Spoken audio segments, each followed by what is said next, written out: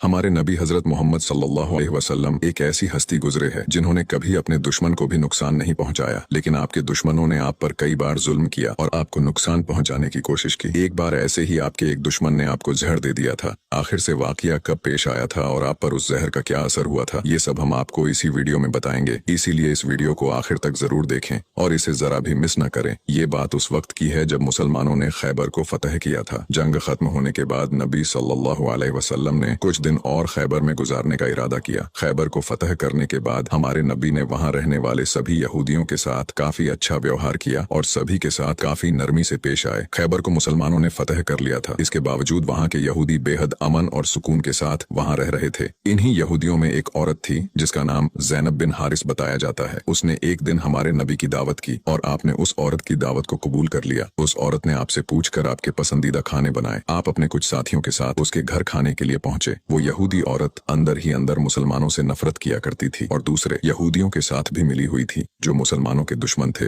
उस औरत ने खाने में पेश होने वाले बकरी के गोश्त में जहर मिला दिया था। जब जहर से भरे उस गोश्त को आपके सामने पेश किया गया और आपने खाने के लिए एक निवाला उठाया और अपने मुंह में रखा तो आप समझ गए कि इसमें जहर मिला हुआ है। आपने तुरंत अपने साथियों को खाना खाने से रोक दिया और कहा कि इसमें जहर मिला हुआ है, लेकिन अफसोस के आपके कुछ साथी उस वक्त तक कुछ गोश्त खा चुके थे जिसकी वजह से उनकी शहादत हो गई। कहा जाता है कि जहर के बारे में हमारे नबी को उस जहर की बोटी ने ही खबरदार किया था। इस वाक़े के बाद उस औरत के साथ साथ उसके सभी साथियों से पूछताछ की गई तो उन्होंने न सिर्फ अपना गुनाह कबूल किया बल्कि ये भी कहा कि हमने आपके साथ ये इसलिए किया क्योंकि हम ये देखना चाहते थे कि आप अल्लाह के सच्चे नबी हैं या नहीं। अगर आप अल्लाह के सच्चे नबी हैं तो इस जहर का आप पर असर नहीं होगा और अगर आप अल्लाह के नबी नहीं हैं तो हमें आपसे छुटकारा मिलेगा। ये बात तो सब जानते हैं कि हमारे नबी ने कभी किसी से बदला नहीं लिया, जबकि आप पर कई बार बहुत जुल्म किया गया जिसके बारे में कोई सोच भी नहीं सकता। लेकिन जब उस जहर की वजह से आपके सहाबा की शहादत हुई थी तो कानून के मुताबिक उस औरत को भी कत्ल कर दिया गया। लेकिन कुछ रिवायतों में आता है कि उस औरत ने खुदकुशी कर ली थी। वही कुछ रिवायतों में कहा जाता है कि उस औरत को माफ कर दिया गया था। इस बारे में कई मुफस्सरीन अपनी अलग अलग राय रखते हैं। एक हदीस में हजरत आयशा फरमाती है कि जब नबी सल्लल्लाहु अलैहि वसल्लम की जिंदगी के आखिरी दिन चल रहे थे और आप बीमार रहा करते थे, उस समय आप कहा करते थे कि खैबर में जो मैंने जहर से मिले हुए गोश्त का टुकड़ा खाया था उसका दर्द मैं आज भी महसूस कर सकता हूँ। ये बात कई किताबों से साबित है कि उस जहर का असर हमारे नबी के आखिरी दिनों में देखा गया था और इसी जहर के असर ने आपकी वफात में एक अहम किरदार अदा दिया था।